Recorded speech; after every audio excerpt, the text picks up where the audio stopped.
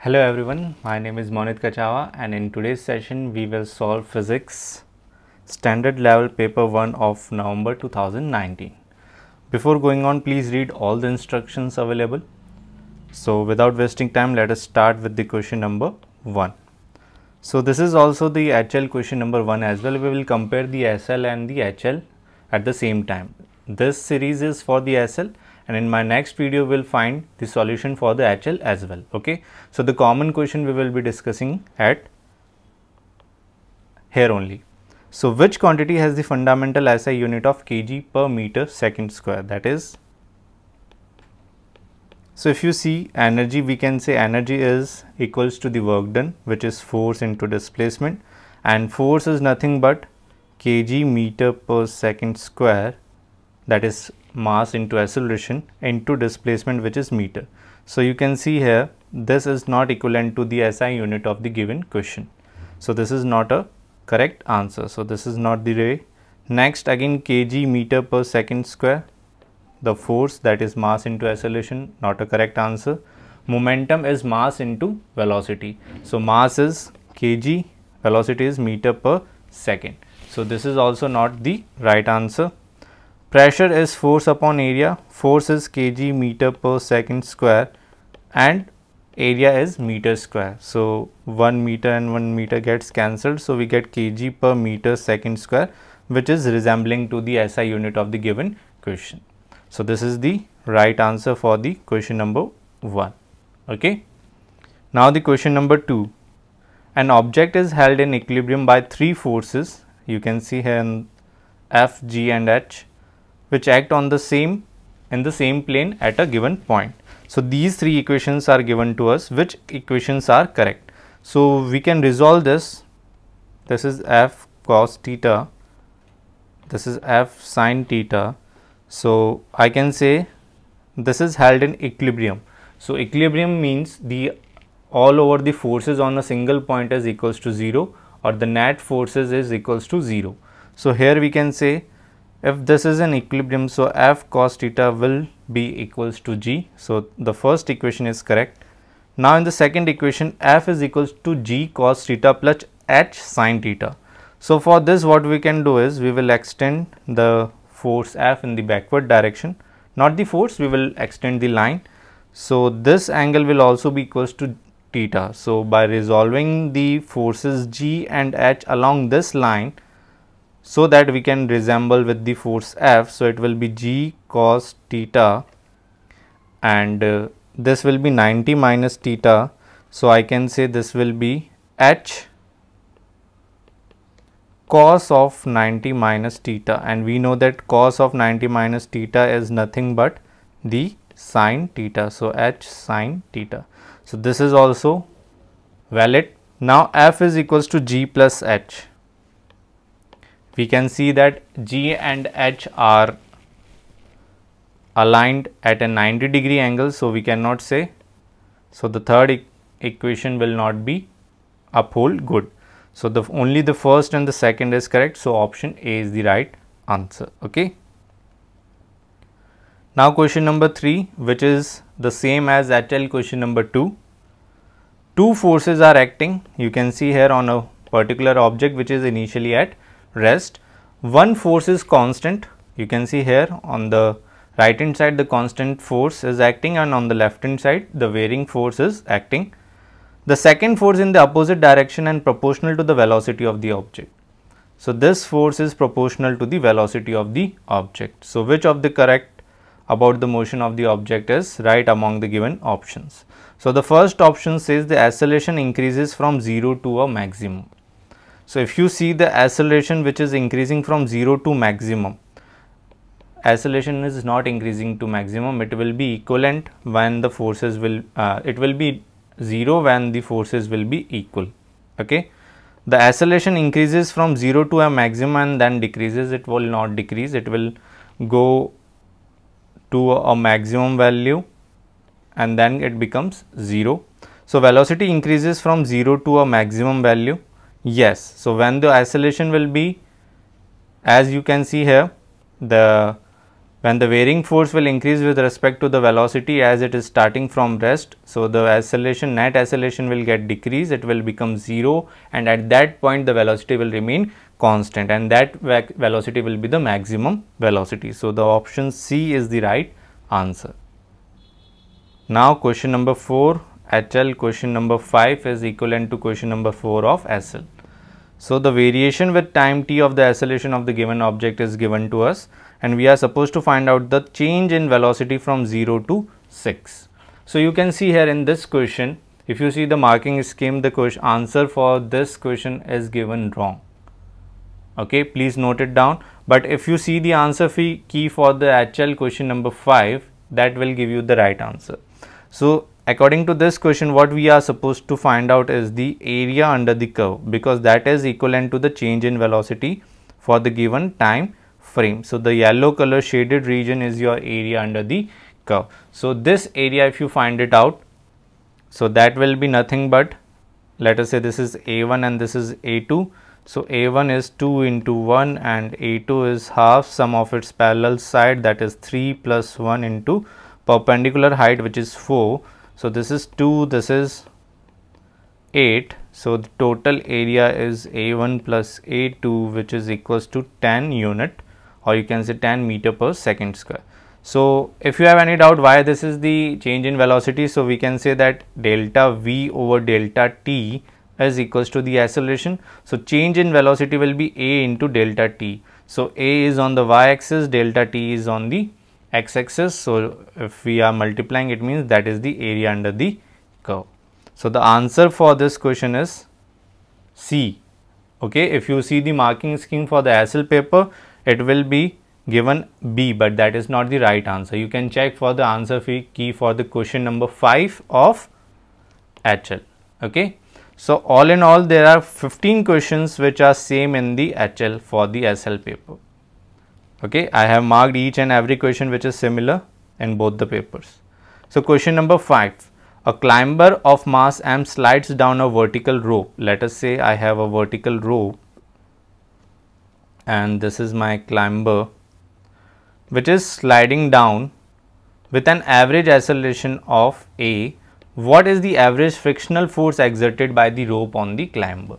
So we know that what are the forces acting here, that is the weight of the climber having the mass m, so that will be mg. Friction will be in opposite direction, that is opposite to the motion. So if I want to write down the force equation, that is mass into acceleration, that will be W minus frictional. W is nothing but the weight, mg minus friction equals to ma. This is the net force, which is equals to weight minus friction. So the acceleration is already given, so we can say from this equation that friction is nothing but mg minus ma. So m gets common, g minus a. So option C is the right answer. Okay. Now question number 6. A cube slides down a surface of a ramp at a constant velocity. What is the magnitude of the frictional force that acts on the cube due to the surface? So this is a inclination problem. So you can say a cube slides down. It is sliding down with a constant velocity. It means the forces are balanced. So what is the magnitude of the frictional force? So we can say frictional force is again acting in this direction, and the driving force, or you can say the component of the weight is acting in this direction, which is mg. This is mg cos, if this is theta, this is mg cos theta, and this is mg sin theta. So the weight of the cube is the magnitude of the force? No, the weight is acting in the downward direction. So what is the equivalent friction? Because this force will be equivalent to the friction, then only it will move with a constant velocity, otherwise it will accelerate. Okay, so the component of the weight cube parallel to the plane, yes, the component of weight parallel to the plane will be the right answer. If you see the other option, the component of the weight cube perpendicular, no, perpendicular is not equal to friction. The component of the normal reaction at the surface parallel to the plane, no, the normal reaction will not be equals to the friction. So the only option B is the right answer. Okay. If you have any doubt at any point, you can just comment below. I will be answering as soon as possible. And also you can find the PDF of this video at my website. The link is given in the description. The website link is given in the description. You will follow the link, you will get the PDF, downloadable PDF. Question number 7. A ball is thrown vertically upward, air resistance can be taken as negligible. What is the variation with the time t kinetic energy of the ball? So we know that kinetic energy is half mv square. So with respect to time, we have to find out the variation of kinetic energy. So it is thrown vertically upward, so it will have some initial velocity. It means it will have some initial kinetic energy. So this won't be the answer.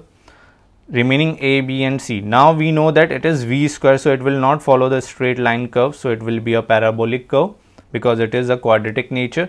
So this will be the case, and at this point the ball will be at the maximum height. It will have velocity 0, so the kinetic energy will be 0. And if I want to draw the graph for the gravitational potential energy, then it will be like this. But here it is not been asked, so we will not take it into consideration. So the answer for this question is simply option D. Okay. Question number 8 is similar to the question number 7 of HL. A tension in a horizontal spring is directly proportional to the extension of the spring. We know that the energy stored in the spring is at extension x is E given to us. What is the work done by the spring when its extension changes from x to x by 4? So the work done is nothing but the change in energy. By the work energy principle, we know this.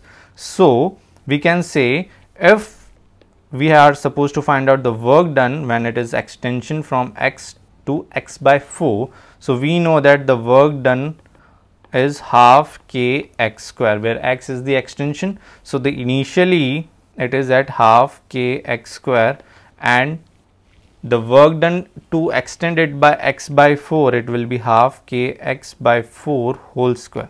So the difference of these two terms will be the work done required.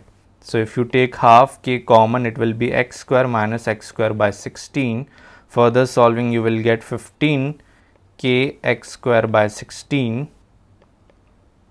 Okay, and k x square is the E, that is, or you can say this is equals to E only half k x square. Okay, so this will give you the answer in terms of E, 15 E upon 16. Is it clear? Because I have taken the half k x square common. So half k x square is equivalent to E. So the answer for this question is D, that is 15 E by 16. Okay. Question number 9 is similar to the question number 8 of HL. So the question says a mass m of water at temperature 290 Kelvin. The specific heat capacity is C, the ice as it is initially at its melting point. So if this is added to water to reduce the water temperature to the freezing point, that is equals to 0, the latent heat of the fusion of ice is L. So there is a mixture of water and ice. What is the minimum mass of the ice that is required to take the temperature of water from 290 Kelvin to 0 degree, that is 273 Kelvin. So the energy required, we know the formula is mc delta T. So mc is the specific heat, delta T is 290 minus 273. That should be equivalent to the amount of ice required. So that is the mass dash, or you can say mass of ice required into latent heat of fusion. So the mass of ice can be mc, 290 minus 273 is 17 divided by L. So mc 17 by L, that is option A is the right answer. Okay. Now the question number 10. An ideal gas in a closed container which changes to its volume and temperature when taken together must cause a decrease in the gas pressure. I want to decrease the gas pressure. So we know that PV is equals to nRT, that is the ideal gas equation. Now we want the pressure to decrease. So for the pressure to decrease, we will have in terms of P equals to nRT by V. So if I want to decrease the pressure, I want to decrease the temperature and I want to increase the volume. So the temperature should decrease because it is directly proportional, and volume is inversely proportional, so it should get increased. So look at the option now.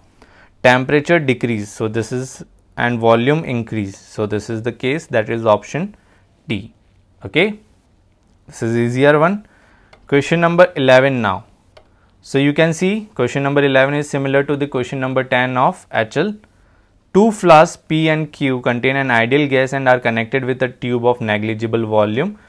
The volume of P is twice the volume of Q. So let us say this is V. So this is 2V. Okay.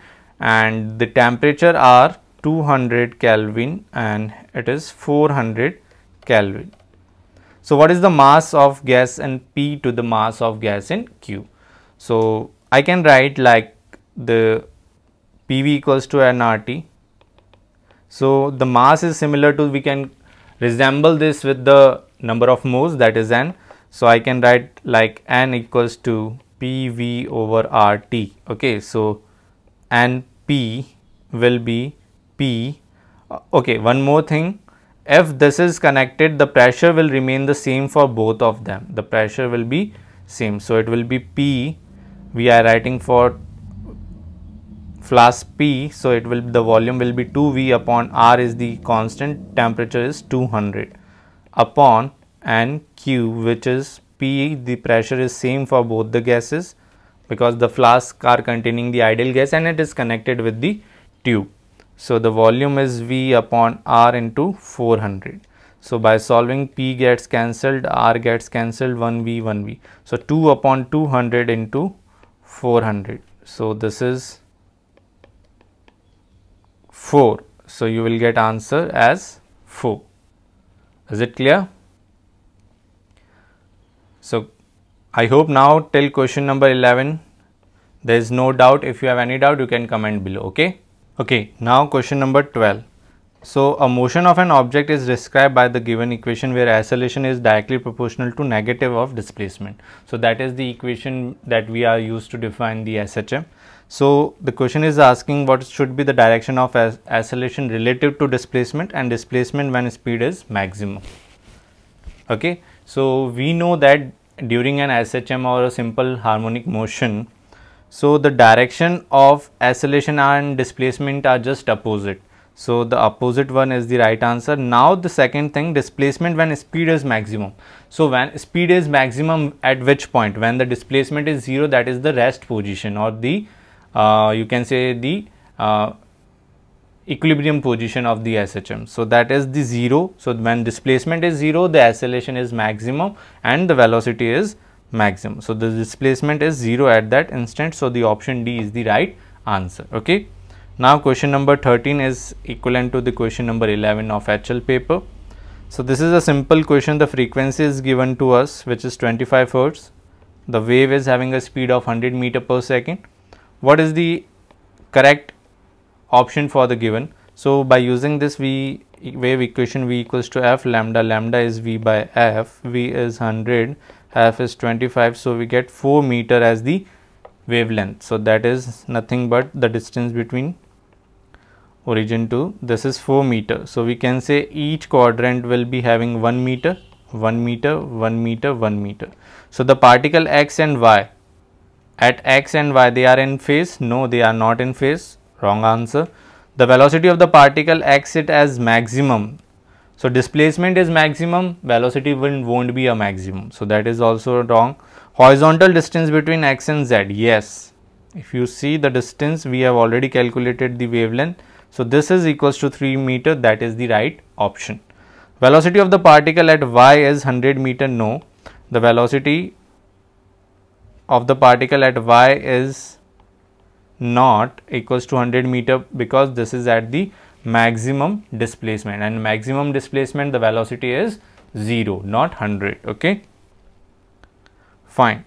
So 14, monochromatic light that is having a single wavelength is used to in a double slit interference fringes. The fringe separation is Y. So if I want to draw, let us say this is a screen and these are the fringes obtained. Okay, the distance from the slit, and let us say this is a double slit experiment. So these are the two slits and the separations of the slit, the distance of the slit to the screen and the separation are both doubled. So we know that Y is equals to lambda d by d, where d is the distance between two slit, and capital D is the distance between slit and the screen. So the question is saying I have doubled the D and the small d both. So if I double both, they will get cancelled out, so there will be no change in the fringe separation on the screen. These are the fringe separation, so there will be no change, so the option remain B only. The formula is given in the physics booklet, you can refer from there. Question number 15, which is equivalent to question number 13 of the HL. So you can see here, this is an unpolarized light which is passing through two polarized filter X and Y. They are arranged so that the emerging from Y has a maximum intensity and X is fixed, it cannot be changed. Okay, so the X filter is fixed, Y is rotated about the direction of incident on its plane. What are the three successive values for the angle for which the final transmitted intensity is maximum? So we know that right now it is having a maximum, so when I will rotate it again the reverse, or you can say 180 degree, then again it will have the maximum intensity, because it will allow the light to pass through that particular angle, then only the intensity will be maximum. So in that case, if I rotate the Y polarizer again with 180 degree, then again with 180, then again with 180, then at this successive interval I will get the maximum intensity. So the only option we suggest is the C, 180, then add 180 again, 360, add 180 again, 540. So these are the three successive values for the angle. If I rotate this polarizer Y, okay, and this 180, then 360, then 540, then I will get three maximum intensity successive. Question number 16. A pipe is open at both the ends. So this is a pipe, let us say it is opened at both the ends. This is a standing wave is forming in the air of the pipe. Which of the following option is correct? The sum of the number of nodes, we know that at the open end always the antinode is formed. So here it will be like this or like this. So you can see this is the nodes, this is antinodes, antinodes, antinodes. So 3 antinodes and 2 nodes. So the number of nodes plus the number of antinodes are always an odd number. Yes, so you can refer here also node, node, antinode, antinode, antinode. So antinode is 3 plus nodes are 2. So this always forms an odd number when both the ends of the pipe are open, or you can say free end. Okay. So the option A is the right answer, rest all are incorrect. The sum of the number of nodes is even, no, that is not the case. There is always a central node or a central antinode. This is not always, it may be or it may not be. So the option A is the best suitable answer for question number 16. Now question number 17 is similar to the HL question number 15. Here you can say a negative charged particle is placed in a uniform gravitational field and is positioned midway between the two conducting plates, which is shown here. So we know that gravitational field is in the downward direction, as is already mentioned here.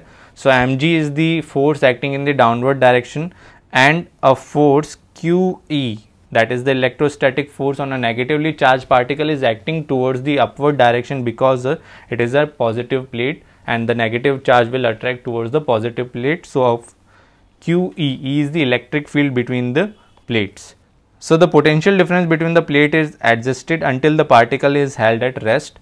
So right now we can say mg is equals to QE because it is held at rest. So the forces must be balanced. So what change will cause the particle to accelerate downward relative to the plates? So if I want the particle to accelerate in the downward direction, it means the force mg should be greater than QE, or QE should be less than mg. So which of the following change will cause this? Decreasing the charge on the particle. If I decrease the charge on the particle, so the magnitude of QE will decrease and mg will remain the same because we are only changing the charge, not the mass. So it will fall down, or you can say accelerate in the downward. So option A is right.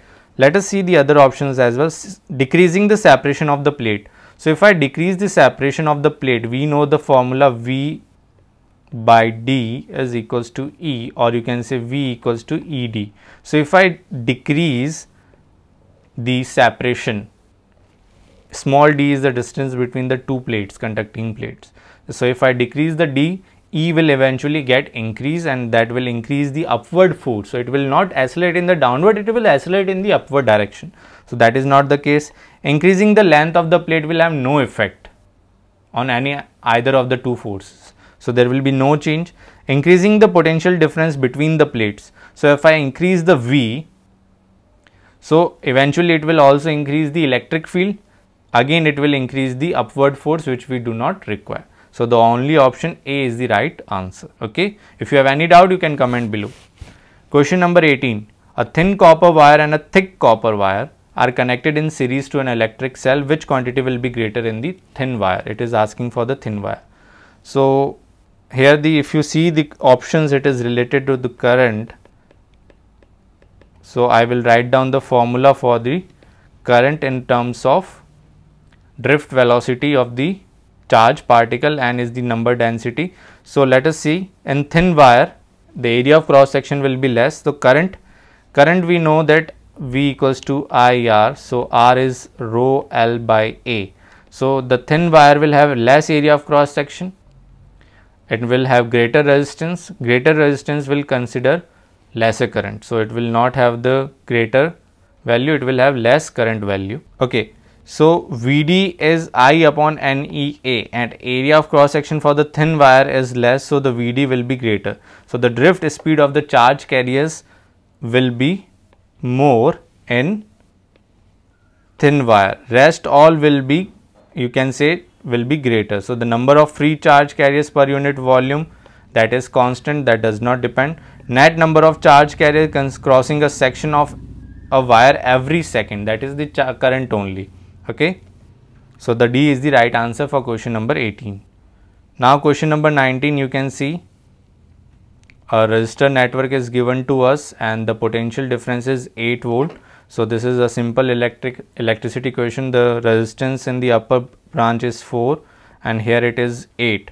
So we can say the total current V equals to IR. So the net resistance of this combination will be R net is 1 by 4 plus 1 by 8. So this will be, so this is 1 upon R. So R net will be 8 into 4 upon 12.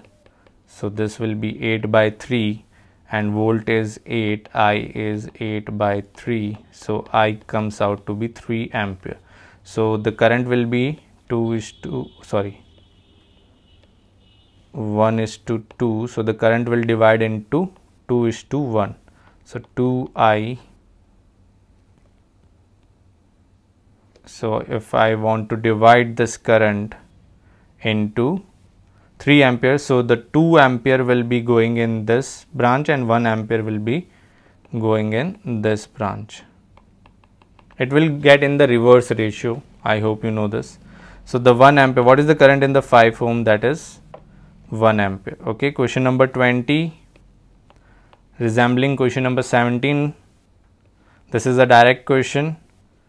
The force BIL, where what is the direction of the force? That is mutually perpendicular, we know that. So 90 degree to the plane I and B. You can read the question, it is a direct question. Okay. So question number 21, similar to question number 18 of your HL. So you can see here the angular speed is omega, what is tan theta. So we can say here the object is having a weight in the downward direction mg. Okay. And this is the tension T in the string. This angle will be again theta and there will be a centripetal force, that is m omega square r. So if I resemble this, this will be T cos theta and that will be T sin theta. So we have T sin theta, which will be the centripetal force m omega square r, and T cos theta will be mg. So this is equation 1, this is equation 2. So dividing equation 1 by 2, T and T gets cancelled, sin over cos is your tan theta, m and m gets cancelled, so omega square r by g. So that is option A is the right answer. Okay. Question number 22, An object of mass m makes n revolution per second around a circle of radius r at a constant speed. What is the kinetic energy? So we know that half mv square is the kinetic energy. Okay, so again v, or you can say v is equals to omega r, and omega is 2 pi by t or 2 pi n, where n is the number of revolution per second. So 2 pi n r. So replacing half m v is 2 pi n r square. So that is half m 4 pi square n square r square. So this gets cancelled. So we get 2 pi square n square r square m. So this will be the answer C. Okay, so I hope it is clear to you now. Question number 22.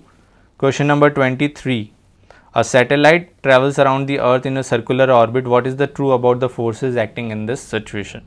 So if you see, the resultant force is the same as the direction of the satellite acceleration. The gravitational force acting on the satellite is negligible. There is no resultant force on the satellite relative to the earth. The satellite does not exert any force on the earth. So only the resultant force is the direction as the satellite accelerate. Okay. So rest all, this is a direct question of a circular motion. Gravitational force acting on the satellite is negligible. No. There is no resultant force on the satellite relative to the earth. No, there is a resultant force. That is why it is revolving. The satellite does not exert any force. No, that is not the case. So only option number A is the right answer. Okay. Now question number 24. The energy levels of the atoms are shown to us. A photon of wavelength lambda is emitted because of the transition from E3 to E2. So there is a lambda wavelength that is emitted. Which transition leads to emission of a photon of longer wavelength? So we know that change in energy level is hc over lambda. So we want a emission of longer wavelength, then the difference in the energy level should be the minimum. So if you see the option E4 to E1 is the maximum, no. E4 to E3, that is the minimum, yes. So E4 to E3 will lead to a longer wavelength. Rest all will lead to a shorter wavelength as compared to the previous one. So question number 25 is question number 20 of HL. A proton, electron and alpha. This is proton, this is electron, and this is alpha particle is given to us, which has the smallest magnitude of ratio of charge to the mass. So let us say mass, charge of proton is E mass of proton, charge of electron is E mass of electron, and this is 2E upon 4 mass of proton. So these, which one has the largest magnitude of ratio of the charge to the mass? Smallest and the largest. So you can see here the mass of proton is very much greater than the mass of electron. So the smallest charge, so that will be, say, that is the least, or you can say this will E upon 2 mass of proton. Okay. So the smallest charge to the mass, so the smallest will be, you can see here, the smallest will be, if I have to take the smallest ratio of charge to the mass, smallest means it should be greater. So the smallest will be for the proton, and the largest magnitude of charge. So the smallest will be of alpha, sorry. Smallest will be of alpha because it is divided by 2 times, na? 2 times of mass of proton. So the smallest will be of alpha and the largest will be for electron. So that will be the case. For question number 25, option A is the right answer. Okay. Question number 26 now. X is a radioactive nuclide that decays to a stable nuclide. The activity of X falls to 1/16th of its original value in 32 seconds. What is the half-life? So we know that half-life is the life in which the number of nuclide reduces to half of its initial value. So 1/16th I can say 2 raised to power 4, and it takes 32 seconds. So that will be how much? 32 seconds it takes to convert it into 1/16. So how many half cycles it has taken? So 32 divided by 4 which is 8.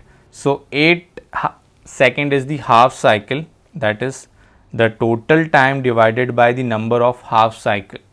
So you can say 2 is raised to power 4 is equals to 16, that is 1 by 2 into 1 by 2 into 1 by 2, because half of its value will be going to, so 1 by 2 into 1 by 2 into 1 by 2 and so on. So it will be 8 second. Question number 27 now. What is the correct about the nature and the range of that is direct question, that the nuclear particle or the nuclear forces are applicable only and only when they are very close to each other, that is and they are always of attractive nature. So 0.723 Fermi meter, that is 10 raised to power minus 15, that should be the range in which the particles should lie, and they are always of attractive nature, and these are the strongest forces. Question number 28. What are the units of specific energy, that is C, and energy density, energy per unit volume? So joule per meter cube and joule per kg. Specific energy is the amount of energy required to raise the temperature of a object of unit mass. So joule per kg is the specific unit energy unit, and the energy density is joule per meter cube. Question number 29 again. Question number 24 of HL. What is the function of the moderator? Direct question. Moderator is used to decrease the speed of the decayed, or you can say speed of the emitted neutron in the fission reaction. So to decrease the kinetic energy of the neutron emitted from the fission reaction. Rest all are incorrect. And the last question number 30 again, the average albedo. Albedo is the ratio of the amount of intensity of light reflected back from a object or from a planet. So as 0.1 means that is 10% of the radiation incident on the moon is reflected by its surface. Okay, so this is all about your paper 1 SL of November 2019. If you have any doubt, you can comment below, and you can find the PDF of this video, and the link is given in the description. You will follow to my website. There you will find the downloaded PDF of this video. Okay, for more details please contact in the last slide. Thank you.